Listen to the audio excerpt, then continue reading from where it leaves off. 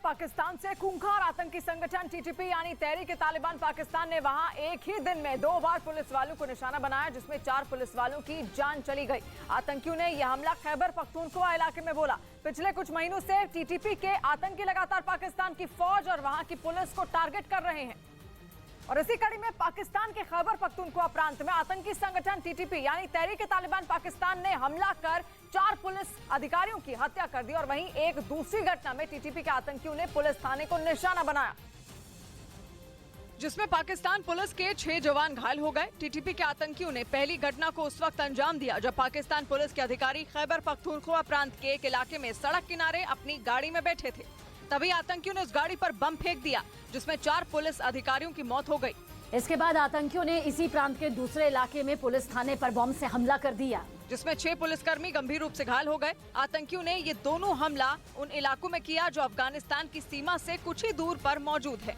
इसके साथ ही इन हमलों से पाकिस्तान के पुलिसकर्मियों में खौफ और बढ़ गया, क्योंकि माना जाता है कि टीटीपी के आतंकियों के निशाने पर पाकिस्तान पुलिस और वहां की सेना है और इसी वजह से इस आतंकी संगठन के लड़ाकों ने पिछले कुछ महीनों में पुलिस और सेना पर ज्यादा हमले किए हैं। जबकि पाकिस्तान पुलिस और वहां की सेना इन हमलों को रोकने में पूरी तरह नाकाम रही। इसी साल जनवरी महीने में टीटीपी के आतंकियों ने पेशावर में मौजूद एक मस्जिद पर हमला कर 100 से ज्यादा लोगों की जान ले ली थी। उस हमले में ज्यादातर पुलिसकर्मी मारे गए थे। कहा जाता है कि टीटीपी के आतंकियों ने जानबूझकर उस वक्त हमले को अंजाम दिया था जब पुलिस के सैकड़ों जवान मस्जिद में नमाज पढ़ने गए थे। इसके बाद भी उन्होंने कई पुलिस थानों को निशाना बनाया। यही वजह है कि टीटीपी के खौफ से पुलिस वाले और सेना के अधिकारी खैबर पख्तूनख्वा प्रांत के उन इलाकों में अपनी तैनाती से बच रहे हैं जहां टीटीपी का खतरा ज्यादा है। इधर दिल्ली के मुखर्जी नगर इलाके में पुलिस 2 लड़कों को पकड़कर चौकी पर लेकर गई। पुलिस के मुताबिक दोनों पार्क में आवारा घूम रहे थे, लेकिन उन्हें छुड़ाने के लिए दर्जनों लोगों की भीड़ पुलिस चौकी तक पहुंच गई और दोनों लड़कों को छोड़ने की मांग करने लगी, लेकिन मना करने पर भीड़ पुलिसकर्मियों के खिलाफ आक्रामक हो गई। पुलिस के जवान लाठी के साथ खड़े थे, लेकिन फिर भी लोगों ने पुलिस पर हमला बोल दिया। इसके बाद तो पुलिस और आम लोगों के बीच काफी देर तक मारपीट होती रही। लोग बिना डर के पुलिसकर्मी से हाथापाई करते दिखे। एक पुलिसकर्मी को कई लोग पकड़कर खींचते दिखे। अब पुलिस के खिलाफ हुए इस झगड़े की जाँच की जाएगी। उधर मानहानि के एक और मामले में पटना की एमपी एमएलए कोर्ट ने कांग्रेस नेता राहुल गांधी को समन्स भेजे। बीजेपी नेता सुशील मोदी ने 2019 में राहुल गांधी पर मानहानि का केस दर्ज करवाया था और उसी मामले में पटना की एमपी एमएलए कोर्ट ने उन्हें समन्स भेजकर 12 अप्रैल को अपना बयान दर्ज कराने के लिए कहा है। पटना की एमपी एमएलए कोर्ट ने उनको समन किया है कि वो उपस्थित होकर बयान दर्ज कराएं। राहुल गांधी ने 2019 में कर्नाटक के कोलार में एक चुनावी रैली के दौरान विवादास्पद बयान दिया था।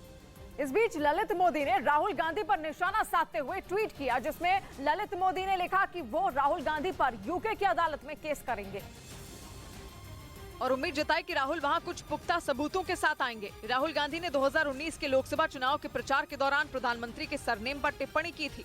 इस मामले में उन्हें 2 साल की सजा भी हुई है और वो 30 दिन की बेल पर बाहर हैं। ललित मोदी ने राहुल गांधी के उसी बयान का जिक्र करते हुए ट्वीट किया और आरोप लगाया कि राहुल गांधी बिना किसी सबूत के बातें करते हैं और बदले की भावना से बयान देते हैं।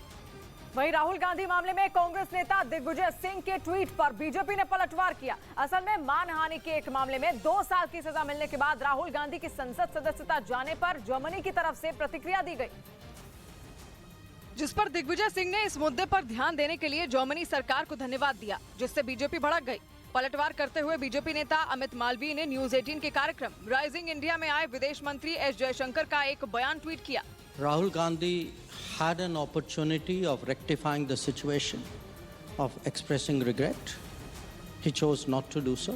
उन्होंने ट्वीट में भी ये आरोप लगाया कि भारत के आंतरिक मामलों में दखल देने के लिए कांग्रेस विदेशी एजेंसियों का इस्तेमाल कर रही है। कानून मंत्री किरेन रिजिजू ने भी कांग्रेस पर हमला बोला। उन्होंने दिग्विजय सिंह के ट्वीट का स्क्रीनशॉट लेते हुए राहुल गांधी को घेर लिया और ये साफ किया कि भारत अपने आंतरिक मामले में विदेशी ताकतों का दखल बर्दाश्त नहीं करेगा। उधर कांग्रेस ने सरकारी एजेंसियों के दुरुपयोग के मुद्दे पर लगे आरोपों का जवाब दिया। न्यूज 18 के कार्यक्रम राइजिंग इंडिया में अमित शाह ने इस बारे में बात करते हुए कांग्रेस पर आरोप लगाया। उन्होंने उस वक्त की बात की जब वो गुजरात के गृह मंत्री थे और आरोप लगाया कि उस वक्त की यूपीए सरकार ने सरकारी एजेंसियों का दुरुपयोग किया और उन पर प्रधानमंत्री का नाम लेने का दबाव बनाया। मैं राज्य का गृह मंत्री था, मुझ पर केस कर दिया और सीबीआई ने मुझे अरेस्ट की। 90% सवालों में यही था कि काहे को परेशान हो रहे हो, मोदी का नाम दे दो आपको छोड़ देंगे।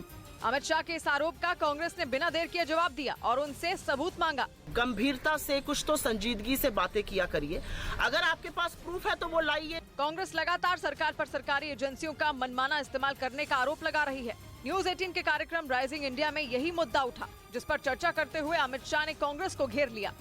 इस बीच 2024 से पहले विपक्षी पार्टियों को एकजुट करने की कोशिश में जुटे नीतीश कुमार को कांग्रेस की प्रतिक्रिया का इंतजार है। बिहार में जेडीयू और कांग्रेस साथ हैं, लेकिन केंद्र का समीकरण थोड़ा अलग है, क्योंकि कहा जा रहा है कि कांग्रेस का पूरा जोर इस बात पर है कि 2024 का चुनाव विपक्ष उसकी अगुवाई में लड़े, जबकि खबर है कि नीतीश कुछ अलग चाहते हैं। क्योंकि अटकलें लगी कि नीतीश पीएम पद का उम्मीदवार बनना चाहते हैं। हालांकि वो खुलकर कुछ नहीं बोलते, लेकिन करीब 7 महीने पहले हुए उनके दिल्ली दौरे ने इन अटकलों को हवा दे दी थी, क्योंकि उन्होंने सोनिया से लेकर केजरीवाल तक से मुलाकात की थी, लेकिन अब तक उनकी विपक्ष को एक साथ लाने की कोशिश कामयाब नहीं हुई है, जिससे नीतीश थोड़ा निराश नजर आए और उन्होंने गेंद कांग्रेस के पाले में फेंक दी। कांग्रेस ने देरी कर दी क्या सर? अब तो वेट ही कर रहे हैं ना, हम इंतजार कर रहे हैं, उनके सब लोगों को तो कह दिए। नीतीश और कांग्रेस के रिश्ते में दरार की खबर इसलिए भी उड़ी क्योंकि वो राहुल गांधी की सदस्यता के मुद्दे पर कुछ नहीं बोल रहे, जिसके लिए उन्होंने दलील दी कि वो कानूनी मामलों पर प्रतिक्रिया नहीं देते, जबकि इस मामले में ममता बनर्जी और केजरीवाल ने राहुल के समर्थन में बयान दिया। और वो अलग बात है कि किसी ने राहुल का नाम लेकर उनका साथ दिया और किसी ने बिना नाम लिए। लेकिन राहुल की सदस्यता जाने के मुद्दे पर नीतीश कुमार ने कोई बयान नहीं दिया। चलिए, इस सब पर क्या बोलना है? हालांकि नीतीश के राहुल पर बयान नहीं देने के मुद्दे पर कांग्रेस का कोई बयान नहीं आया, लेकिन विपक्षी पार्टियों की एकता के मुद्दे पर उसने जता दिया कि कांग्रेस राष्ट्रीय पार्टी है और जेडीयू क्षेत्रीय। रीजनल पार्टीज के जो बड़े लीडर्स हैं उनको भी हम बुला के बात करेंगे और मुझे लगता है कि नीतीश जी को भी जरूर जानकारी मिल गई होगी इसकी। मतलब जेडीयू और कांग्रेस में खटपट हो रही है। वैसे भी बिहार में मंत्रिमंडल विस्तार के मुद्दे पर दोनों में ठन चुकी है और राहुल गांधी की सदस्यता जाने के मुद्दे पर दोनों की दरार बढ़ती नजर आ रही है। उधर अमित शाह के विपक्षी एकता पर दिए बयान पर सियासी झगड़ा शुरू हो गया। अमित शाह ने न्यूज 18 के कार्यक्रम राइजिंग इंडिया में विपक्षी एकता पर सवाल उठाया था, क्योंकि 2024 के चुनाव से पहले बार बार कहा जा रहा है कि विपक्ष बीजेपी के खिलाफ एकजुट होने की कोशिश में है और राहुल गांधी की संसद सदस्यता जाने के मुद्दे पर ज्यादातर विपक्षी पार्टियां साथ खड़ी नजर भी आईं। लेकिन अमित शाह ने न्यूज 18 के कार्यक्रम राइजिंग इंडिया में विपक्षी एकता पर सवाल उठाया और तंज कस दिया। साथ में आने का क्या मतलब है भाई? कोई मतलब नहीं है, सब एक दूसरे के खिलाफ लड़ रहे हैं, क्या साथ में आए? जिसके बाद कई विपक्षी पार्टियों ने अमित शाह को जवाब दिया। नीतीश की पार्टी ने ये तक दावा किया कि बिहार के महागठबंधन की तर्ज पर देश में भी महागठबंधन बनेगा। गैर भाजपा दलों का महागठबंधन बने, देश में राष्ट्रीय विमर्श हो रहा है। जेडीयू, आरजेडी और कांग्रेस बिहार में महागठबंधन का हिस्सा हैं, लेकिन जैसे ही बात केंद्र की आती है समीकरण बदलते नजर आते हैं, क्योंकि अटकलें लगी कि नीतीश और ममता अलग खिचड़ी पका रहे हैं। हालांकि अब तक इस बात पर मुहर नहीं लगी है कि यूपीए और एनडीए के अलावा तीसरा कोई गठबंधन बनेगा या नहीं। अमित शाह ने 2024 से पहले विपक्ष में चल रही खींचतान की ओर इशारा करते हुए विपक्षी एकता पर उंगली उठाई। इस बीच दही नाम का विरोध होने के बाद एफएसएसएआई यानी food safety and standards authority of India ने नए निर्देश जारी कर दही के पैकेट पर क्षेत्रीय नामों के इस्तेमाल की इजाजत दे दी। तमिलनाडु के मुख्यमंत्री एमके स्टालिन ने एफएसएसएआई के एक निर्देश पर विरोध जताया था, जिसमें ये कहा गया था कि दही के पैकेट पर अंग्रेजी में कर्ड या फिर तमिल भाषा में टाइर लिखने के बजाय हिंदी में दही लिखा जाए। इसके बाद तमिलनाडु के मुख्यमंत्री ने केंद्र सरकार पर हिंदी भाषा थोपने का आरोप लगाया। हालांकि विवाद बढ़ने पर एफएसएसएआई ने नए निर्देश जारी कर दही के पैकेट पर क्षेत्रीय भाषा में नाम लिखने की मंजूरी दे दी। इधर उत्तर प्रदेश की इटावा में अनीश पाशु नाम के अपराधी की दुकानों को प्रशासन ने ढहा दिया। आरोप है कि उसने अवैध तरीके से जमीन पर कब्जा कर दुकानों को बनवाया था, जिस पर कार्रवाई करते हुए प्रशासन ने गैंगस्टर एक्ट के तहत उन दुकानों को बुलडोजर से गिरा दिया। इस कार्रवाई के दौरान भारी संख्या में पुलिस के जवान तैनात थे। पुलिस के मुताबिक अनीश पाशु नाम के अपराधी पर हत्या और अवैध कब्जे समेत 47 मुकदमे दर्ज हैं।